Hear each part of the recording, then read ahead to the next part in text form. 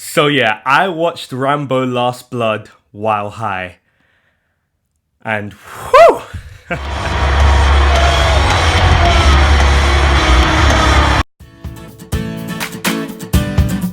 Hello everyone, welcome to my YouTube channel. My name's Cameron Kelly Smith. Be sure to hit that subscribe and notification button to stay tuned on the content I produce each and every week in the world of wrestling and movie related discussions. So last night I watched Rambo Last Blood, the new Rambo movie in this franchise. It was directed by a guy called Adrian Grunberg. I was not too familiar with his work. This was the first time I had actually seen something he had directed. I don't think he's directed a lot.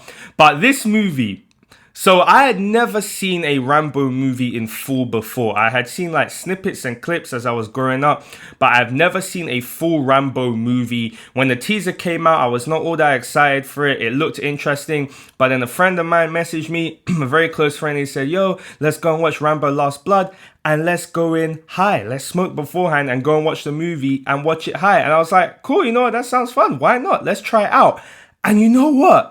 Not only was my viewing experience enhanced watching this movie by the fact that I was high, but also it's actually a great movie. I actually really enjoyed this movie and I would recommend it. And here's why, right? First and foremost, this movie, the action. Wow, this action is phenomenal. It's gruesome, it's bloody, it's gory, it's everything you want. It's Rambo killing bad guys in gruesome ways who deserve to be killed in gruesome ways because they are that bad. I really enjoyed this movie, man. As I said, the action was fantastic. It is 80 minutes in length.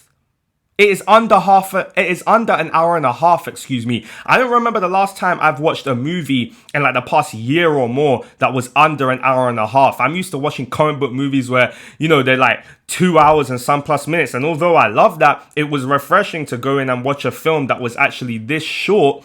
And it doesn't overstay its welcome. That's what I like about it. It gives you everything you need and more and want. It doesn't try and overcomplicate things or make a really deep, complex plot. It doesn't bother doing that. And it just gives you everything you need within the time you need it, and it sends you on your way. And that's what I loved about it. And you know what? The thing about this movie as well is that don't think that the plot is just some kind of dizzy dumbass plot. It's actually not. I actually really enjoyed the plot of this movie. They spend the first hour, I would say, really, or like 45 minutes, 40 minutes, 45 minutes, really getting to like the exploring the plot of this movie and setting up what is to come. And I actually think that they did it in a way that it kept me on my toes and it kept me guessing. You know, the plot essentially follows Rambo's niece, who essentially goes to Mexico, and then, you know, a few things happen where she ends up, you know, essentially getting captured. And then I won't spoil the plot, but it basically leads to Rambo having to, you know, come out of retirement and do his thing. But the plot isn't as dull as I just explained it to be. It's actually different. They do some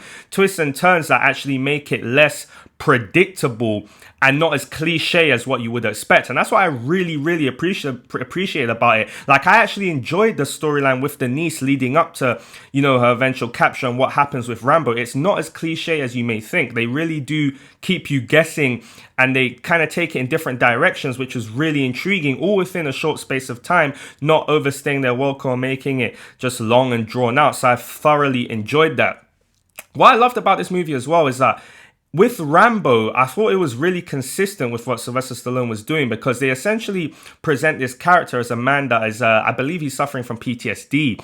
And he's a man that is obviously riddled with the wars of his past and how he's seen the world and how he views the world based on the wars that he's experienced and what he's gone through. And so you have a man at the beginning of this movie that's trying to settle down. He's trying to feel relaxed. He's trying to live as normal of a life that he possibly can. But he is suppressing that anger and hatred that he has built up over the years, because he does see the world in a particular way. He's seen the worst parts of humanity and the most, you know, bad and terrible parts of human beings and what we can actually do and what we're capable of. And so that stays with him, and that stays with him in terms of his day-to-day life and how he views people, how much he's willing to trust people, because he just knows how bad people can be. And I thought that was a good little thing that they had running through the movie, where like there's a scene where I believe he's talking to his niece, and his niece is essentially saying to him that, you know, the world isn't what you think it was or is, that things have changed, we've got better. And I think that they do a good point of saying, where Rambo literally replies saying, you know, that people don't change. This world still is full of bad people doing bad things, and that does not change. And it's a good theme going through the movie. As I said, the action is fantastic. It's gruesome, it's gory, it's fun. I loved it. This was a time as well where I watched this movie and I just looked at Sylvester Stallone, and he really is a movie star. And I'm going to try my best to explain what I mean, but this was the first time where in a while I watched the movie and I went, like, he is a movie star. It really brought you back to the days of old where the movie star would sell the movie. And I was just looking at it thinking, it's Sylvester Stallone. Like, he's got it. He's just got that it factor. He still is a movie star.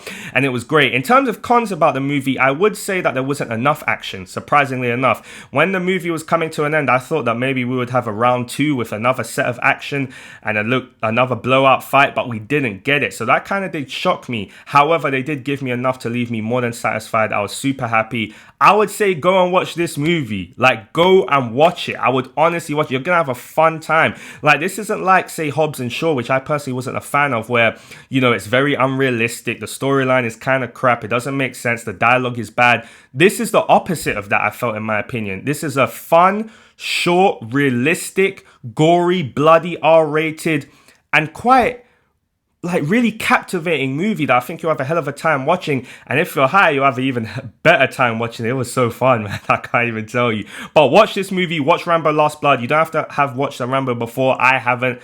And I was completely fine. And I'll honestly watch this movie again. I'll give this movie a solid 4 out of 5 stars, I would say.